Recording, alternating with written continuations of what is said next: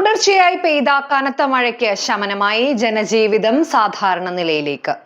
തുടർച്ചയായി പെയ്ത മഴയിൽ കാണാതായവർക്ക് വേണ്ടിയുള്ള തിരച്ചിൽ പുരോഗമിക്കുന്നു. കാത്തിരിപ്പിന് വിരാമം, ആടുജീവിതത്തിന് ഒമാനിൽ പ്രദർശനാനുമതി. നമസ്കാരം, പ്രധാന വാർത്തകളുമായി ഗൾഫ് അപ്ഡേറ്റ്സിലേക്ക് സ്വാഗതം. Gulf updates Oman brought to you by Shahi foods and spices, powered by Purushottam Kanji exchange. ഒമാന്റെ വടക്കൻ ഗവർണറേറ്റുകളിൽ തുടർച്ചയായി പെയ്ത കനത്ത മഴയ്ക്ക് ശമനമായി. സാധാരണ ജീവിതം തിരിച്ചുപിടിക്കുന്നതിനുള്ള ഊർജിത ശ്രമങ്ങളാണ് മിക്ക ഗവർണറേറ്റുകളിലും നടന്നുവരുന്നത്. റോഡുകളിലേക്ക് വീണ വലിയ പാറക്കെട്ടുകളും മണ്ണും വിവിധ മുനിസിപ്പാലിറ്റിയുടെ നേതൃത്വത്തിൽ നീക്കിക്കൊണ്ടിരിക്കുകയാണ്.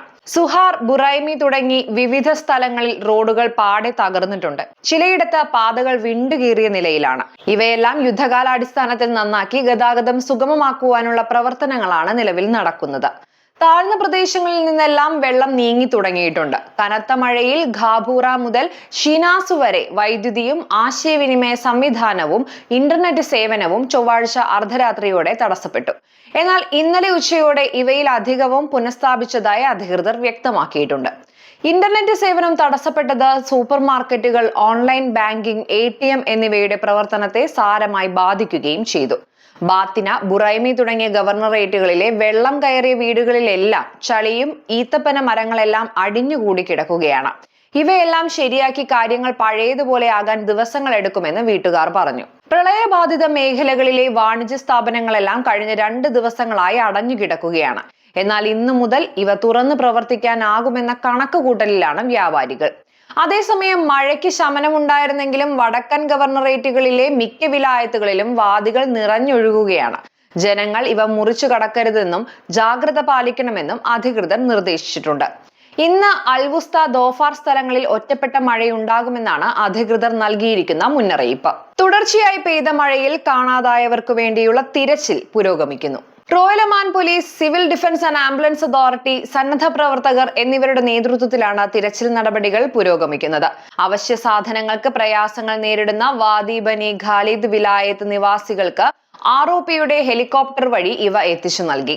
Royal Oman police, royal army of Oman, civil defence and ambulance department എന്നിവയുടെ ഫീൽഡ് ടീമുകൾ മാഹൂത്ത് വിലായത്തിലെ വാദി അൽ സെയിലിൽ കുടുങ്ങിയ 23 പേരെ രക്ഷപ്പെടുത്തുകയുണ്ടായി. എല്ലാവരുടെയും ആരോഗ്യസ്ഥിതി തൃപ്തികരമാണെന്ന് അധികൃതർ വ്യക്തമാക്കി. മഴയ്ക്ക് ശമനം വന്നതിനാൽ അടിയന്തര സേവനത്തിന്റെ പ്രവർത്തനങ്ങൾ അവസാനിപ്പിച്ചതായി എമർജൻസി മാനേജ്മെന്റ് നാഷണൽ കമ്മിറ്റി അറിയിച്ചു. ബന്ധപ്പെട്ട അധികൃതർ ഓരോ പ്രദേശങ്ങളിലെയും നാശനഷ്ടങ്ങളുടെ കണക്കെടുപ്പുകൾ നടത്തിക്കൊണ്ടിരിക്കുകയാണ്. ഒമാനിൽ അടുത്തയാഴ്ചയോടെ പുതിയ ന്യൂനമർദ്ദം രൂപപ്പെടുമെന്ന് ഒമാൻ കാലാവസ്ഥാ നിരീക്ഷണ കേന്ദ്രം അറിയിച്ചു.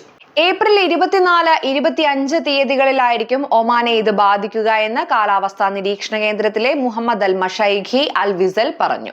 അന്തരീക്ഷത്തെ പുതിയ ന്യൂനമർദ്ദം ബാധിക്കുമെന്ന് national multiple hazards early warning centre വിദഗ്ധരും ചൂണ്ടിക്കാണിക്കുന്നുണ്ട്. കാത്തിരിപ്പിന് വിരാമം, ആടുജീവിതത്തിന് ഒമാനിൽ പ്രദർശനാനുമതി. ലോകമെമ്പാടുമുള്ള സിനിമാസ്വാദകരുടെയും നിരൂപകരുടെയും മുക്തകണ്ഠം പ്രശംസ പിടിച്ചുപറ്റിയ മലയാളത്തിലെ ക്ലാസിക് ഹിറ്റ് എന്ന് വിശേഷിപ്പിക്കാവുന്ന ആടുജീവിതത്തിന് ഒമാനിലും പ്രദർശനാനുമതി ലഭിച്ചു. ഏപ്രിൽ 25 മുതൽ ഒമാനിൽ ചിത്രം പ്രദർശിപ്പിച്ചു തുടങ്ങും.